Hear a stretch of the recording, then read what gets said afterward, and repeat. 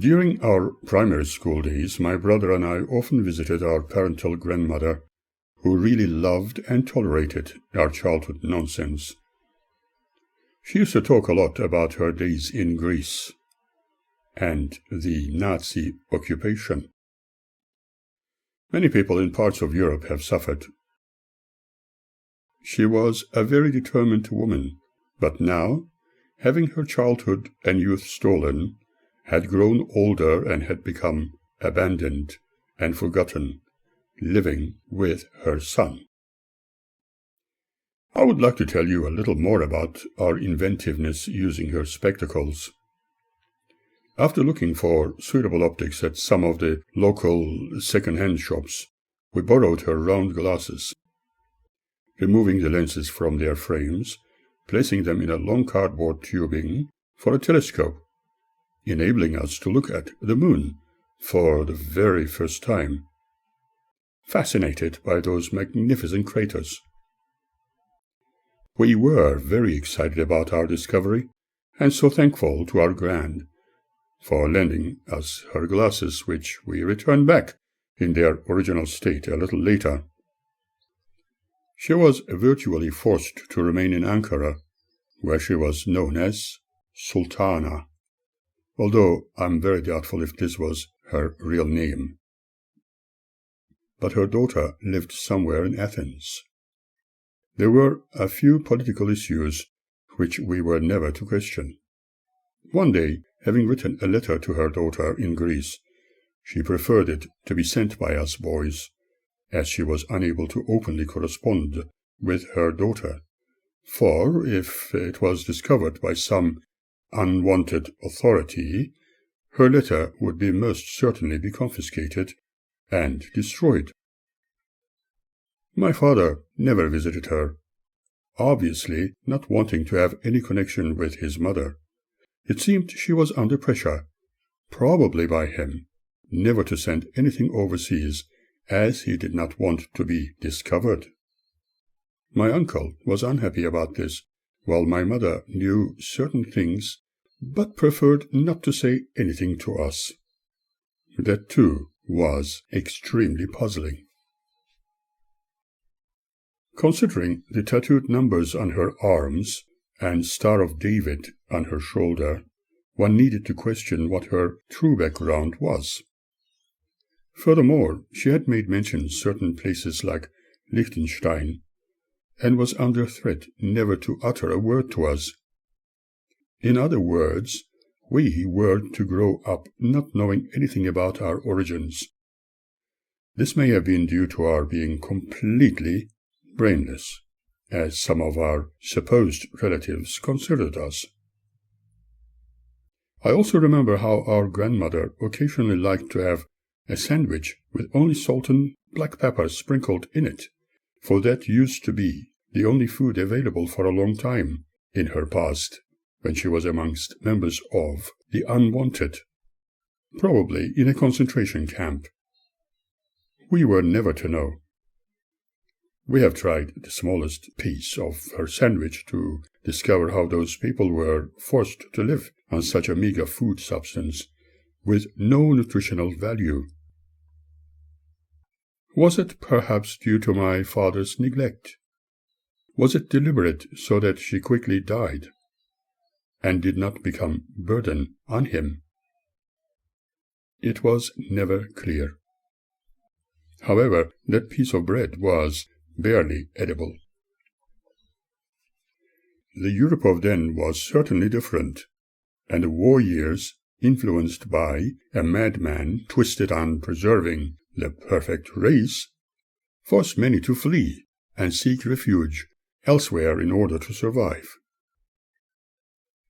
At a teachers' and parents' meeting, it was unanimously decided that I, along with a few other students, should jump classes to higher ones because I apparently started my schooling a little late. It was subsequently realized that I was one of those students doing well in our class, and being above average, it was logical to put us in a senior class, at the same time giving more chances for other students to start their schooling. That was quite a surprise for our mother, and I believe she felt proud about it.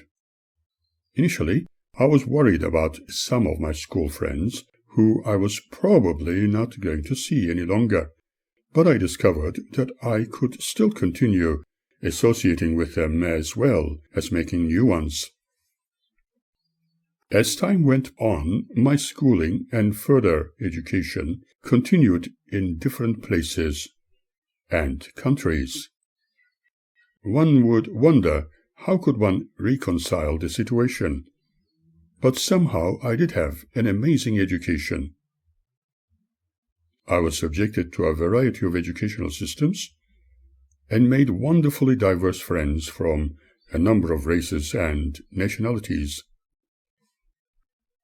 However, if I had chosen only to live in Ankara, I would have had a very isolated existence, probably feeling as if I was to remain in a bubble for the rest of my life. My high schooling was spent in 2 different educational institutions in which I did well. Like me, some of my friends were interested in music. They were learning piano and composing their own songs. Others were learning clarinet or guitar. From time to time, we would get together, especially during the school holidays, and have a session together. Before leaving the country, I recorded some of those sessions on reel-to-reel tapes using a borrowed professional recording machine of huge proportions, which I carried to places. I am so happy about having recorded such wonderful memories. When I was in Ankara and spending time with my friends, who were still at high school, I recorded them singing in their native dialects, and I often wonder what happened to them after all these years. Have they lived happy and healthy lives? Are they married with children, and perhaps even grandchildren?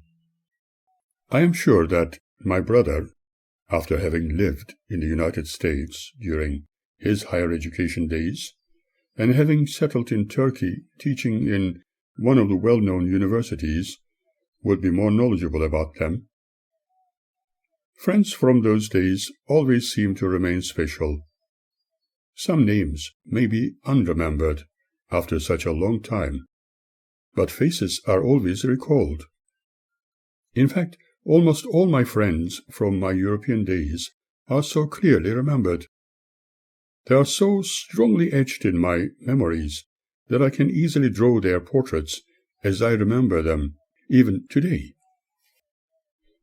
What I discovered later in my adult years, as it was also relayed to me by my beloved brother, while he was still at high school, he was forced to repeat one of the classes by having been failed. I feel strongly that it was racially motivated, as during that time he was staying in that country where some minority groups were considered as being non-Muslim infidels who did not deserve to succeed. They could not be allowed to excel, for Turks always had to be better. When I was spending time with my Turkish friends, I never sensed any biased attitudes from them, as they were completely neutral. Maybe they did not know anything about my background, which was probably a good thing. How would they have taken it if they had? Would they still have remained friends? While spending time at Gazi Lyceum, and through the space club I organized, I was actively engaged in things I have previously mentioned.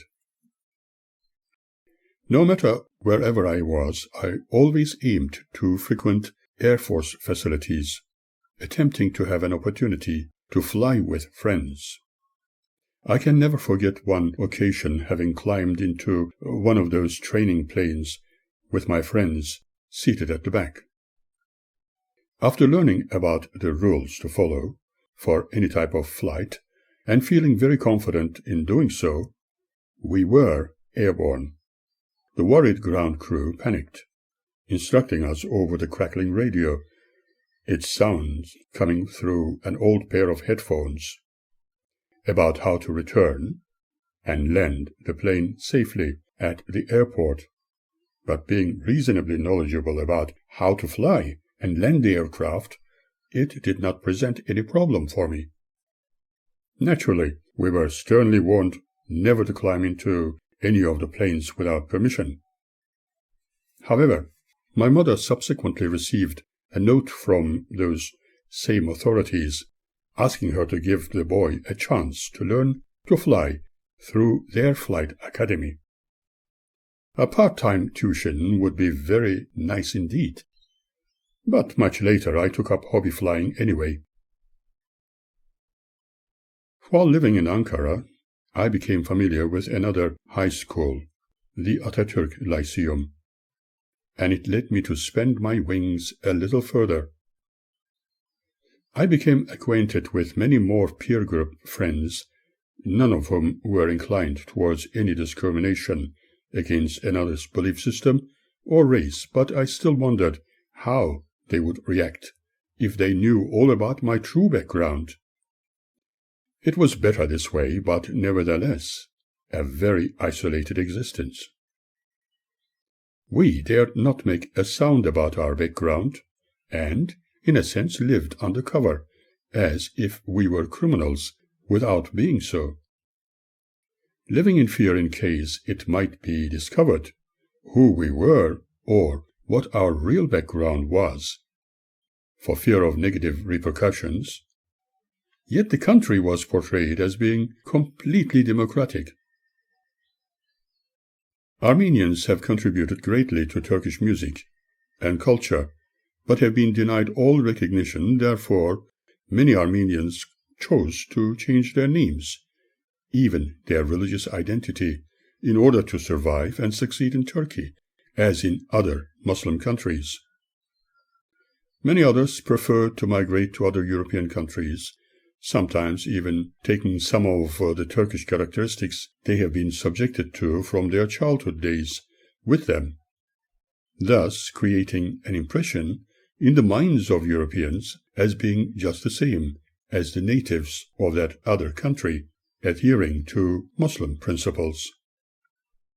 That is probably why some European authorities, like those in Germany, have been warning their citizens in regard to what they should consider when they marry people from Muslim countries like Turkey.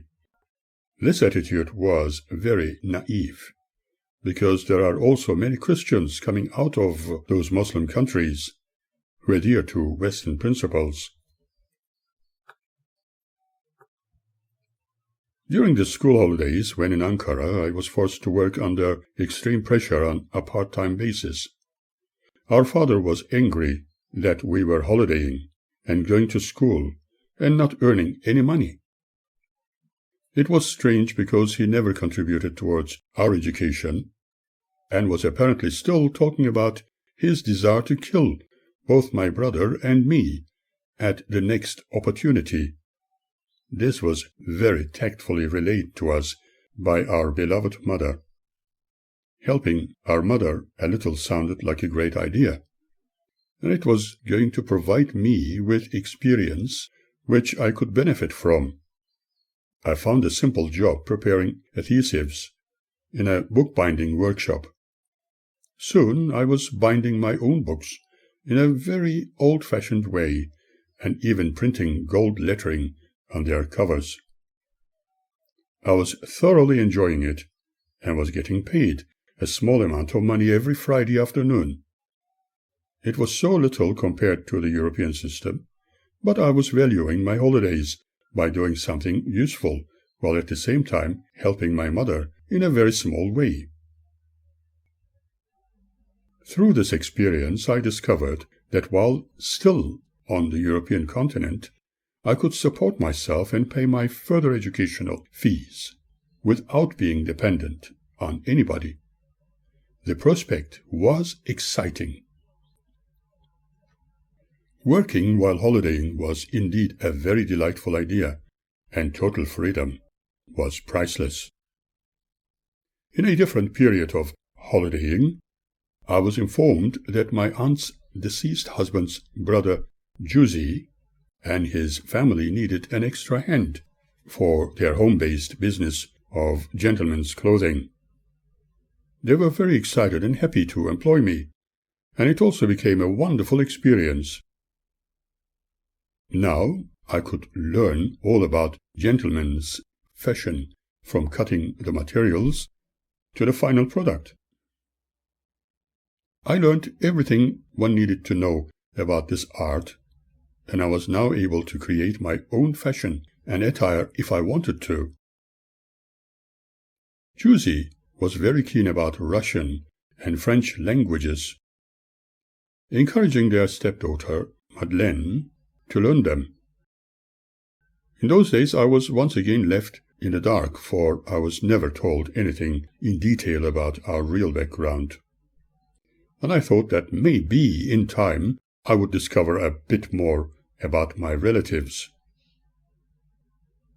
In my adult years I discovered, after not seeing her for a very long time, that she had studied Russian, worked for the postal and telecommunications system in a responsible position, and then, having married abroad, lived in Great Britain.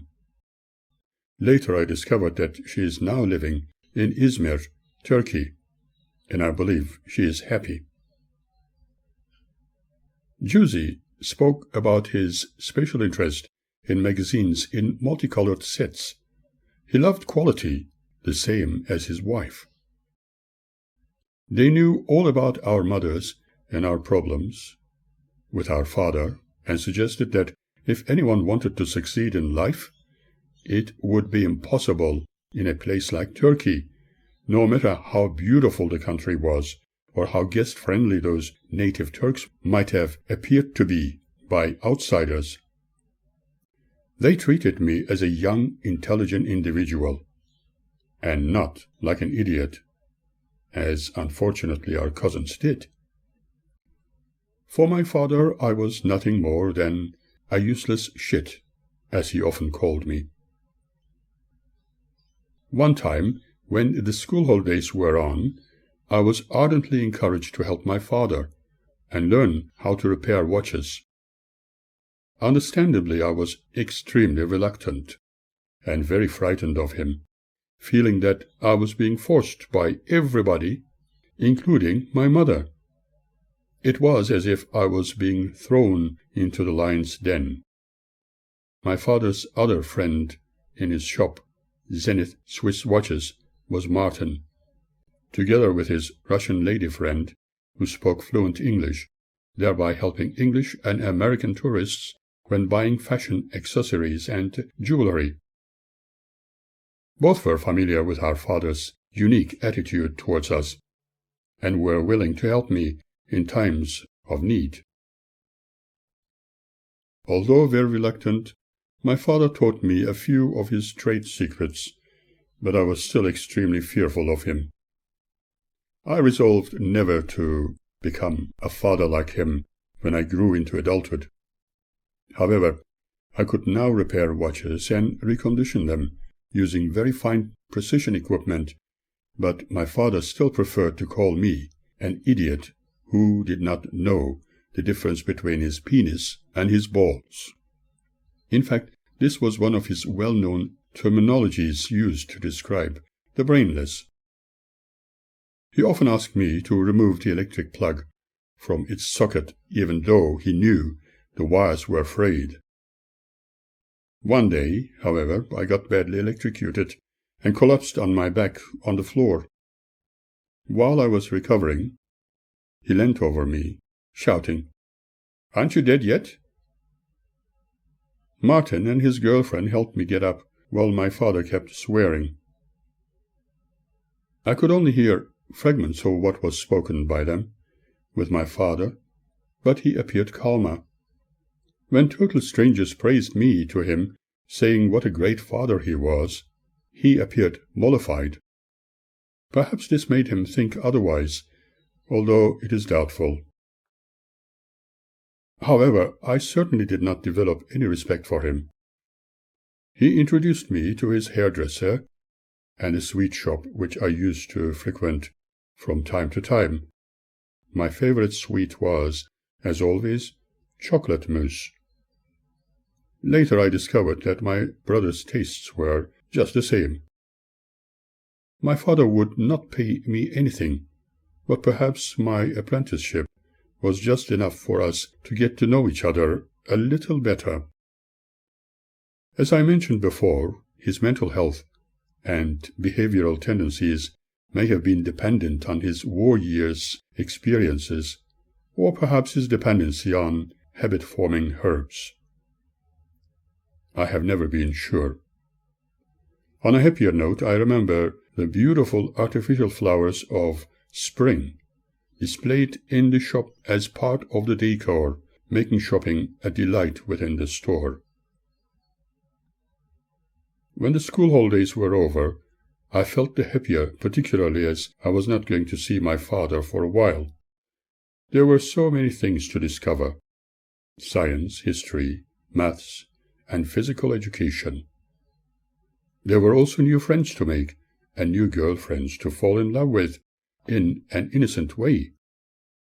I enjoyed the experiments in static electricity, even with the static electricity generators in the science lab. I created and designed electronic devices which could levitate objects and humans, believing they could be useful someday.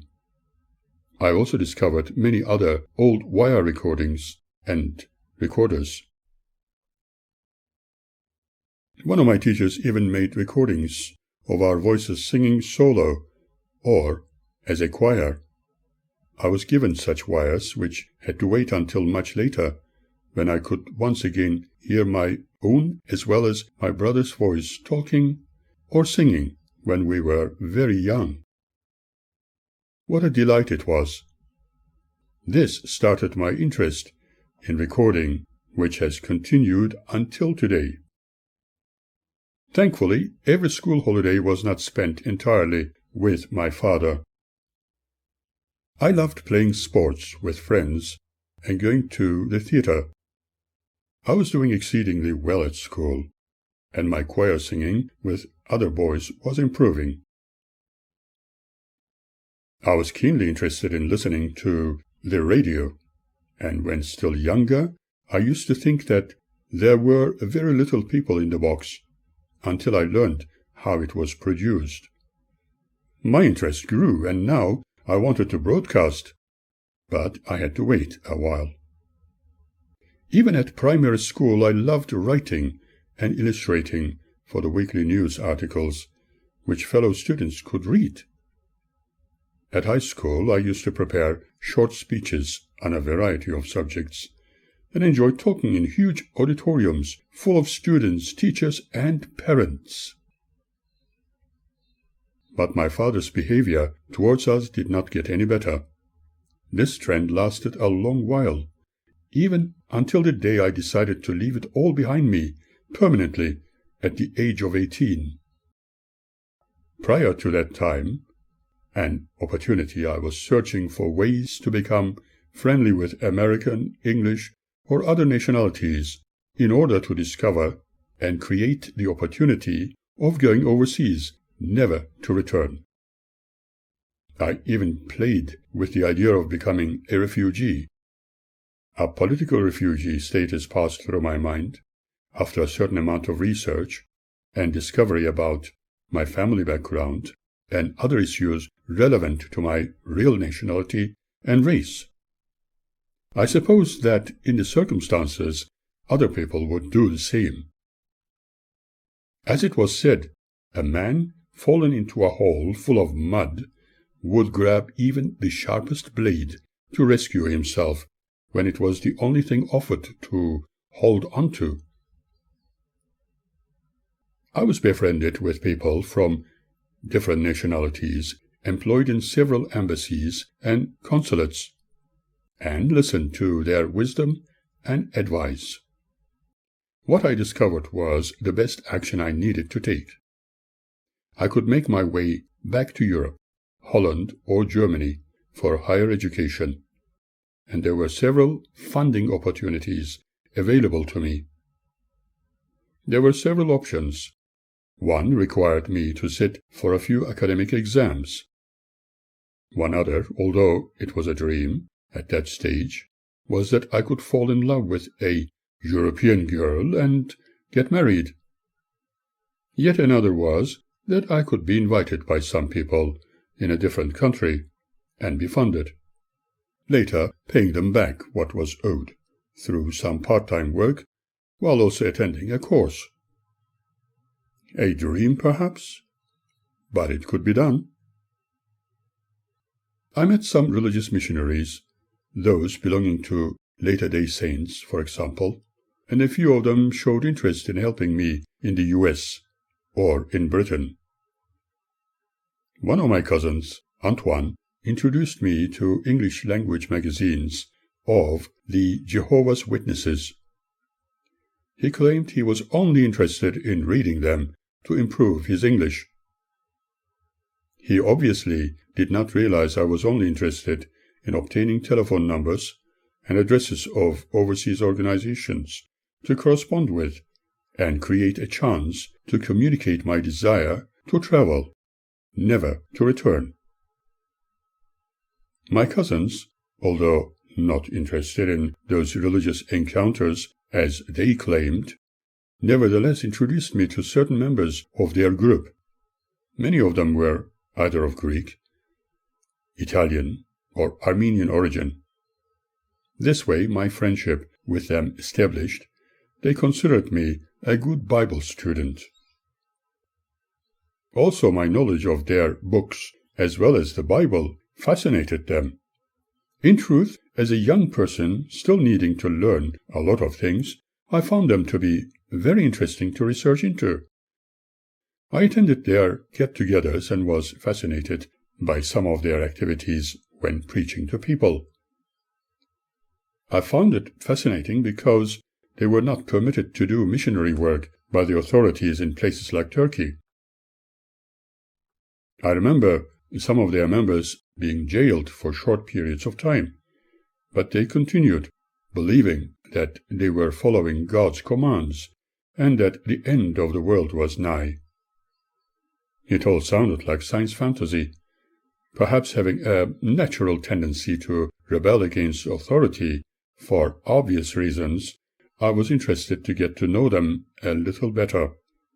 However, the more I discovered about them, the less interested I became about their beliefs. Although it allowed me to be befriended with many people of great and decent character. They did not realize that I was also discovering some extraordinary facts when researching into atheism, which was completely opposite to their beliefs. However, in spite of the encouragement of friends adhering to the witnesses to be baptized to symbolize my dedication to serving their cause, it would have been extremely difficult, for I was still at school and needing to graduate. On the other hand, if I had a chance to travel overseas through them, I would most definitely consider their help. Surprisingly, that opportunity, as I ardently desired, eventually manifested itself, and thankfully I did not need to be baptized into a utopian belief system. I will tell you more about this soon. I believe my father, who accompanied me when I went to the railway station for the very last time, had felt the need to come with me, even insisting on carrying my briefcase, but I could not let him. he kept repeating, "Forget me not, son. Wish I could come with you." Did he finally realize what he was losing? He might have taken it as a very harsh lesson to learn, perhaps even beginning to see that his desire of getting rid of me was unnecessary. And now I was creating the actual reality of him losing me. I remember so clearly how he stood next to the window behind which I sat, and could not look at him at all, even when we were walking together for the very first time ever. The only time I turned towards him was the moment the train started to move. I saw him run alongside the locomotive. That was the moment I felt a terrible sadness about leaving everything behind me, but a voice within me kept repeating that this was the best thing that could happen to me, and there was not only an adventure waiting, but also an interesting life to live. One day things may become more favorable, I said to myself, and concentrated on hope and happier days ahead.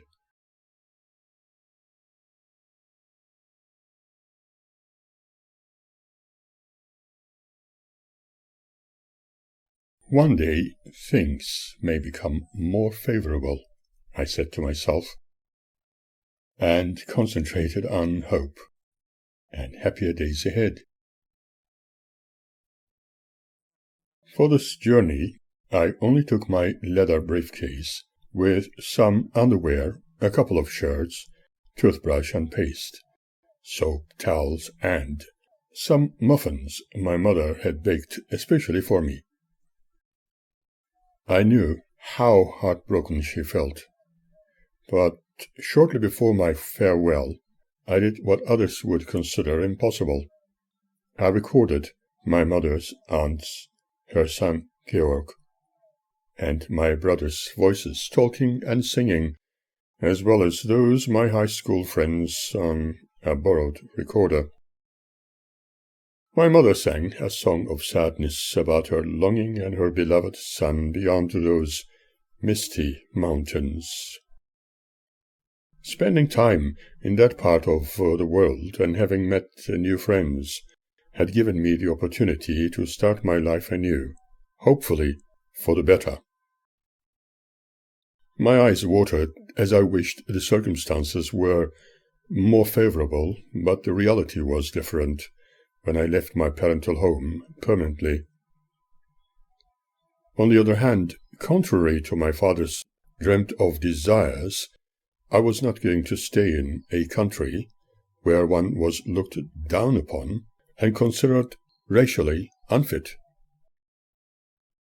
Their authorities were keen to conscript me into military service so that I could possibly be declared as a caring citizen.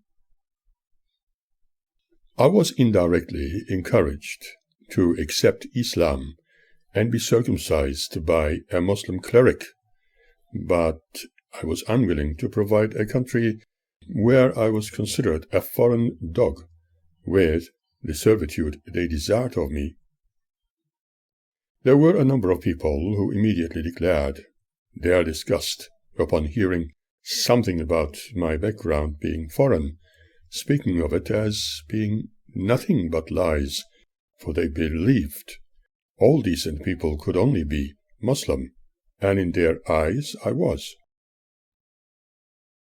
What caused them even to suggest something like that, saying, "For after all, such a lovely young man can only originate from honest and truly hot-blooded Muslim Turkish origins, and not like those infidel dogs." All that I have experienced was misery and unfulfillable dreaming. Interestingly, when they were inviting young men of a certain age for a pre-military service medical exams and psychological assessment, I also attended to keep their authorities appeased. But when we were asked to line up with other young men of similar age we were ordered to take down our clothing and bend forward so that they could literally examine our anuses. This type of medical testing was not only unusual, it was completely unnecessary. This frightened me about becoming part of their team, and I was unwilling to ever serve their cause, which I was unfamiliar with. When called upon the second time, I was invited to the office of a highly decorated officer who told me that he had read all about my predicament and discovered my desire to be educated elsewhere in Europe. He encouraged me to do so by all means, and said that some of his relatives were more successful outside Turkey. He questioned me about what really made me stay when there were better opportunities elsewhere in Europe, and advised me that I could always come back to serve the country after my schooling. However, if I was just intending to go and never return, I would lose the chance of permanent citizenship. I was extremely tactful, not to say anything other than my willingness to educate myself. I have also heard of some young men being shot dead for escaping their duty of national service a long time ago. Mentally, I was saying, "Sorry, Dad, I am not going to satisfy your dreams. They are yours to keep." Having left, I always felt that I could unite once again with my beloved mother and brother, hopefully elsewhere, even back in France or Germany. During this period of my existence, I felt I belonged to nowhere and had no home other than just commuting between extremes, between two different houses and two nationalities. I felt I was neither this nor that. I could be immensely happy if I was not forced into accepting an assumed state of citizenship, where I was nothing other than a mere foreigner in every aspect of my being.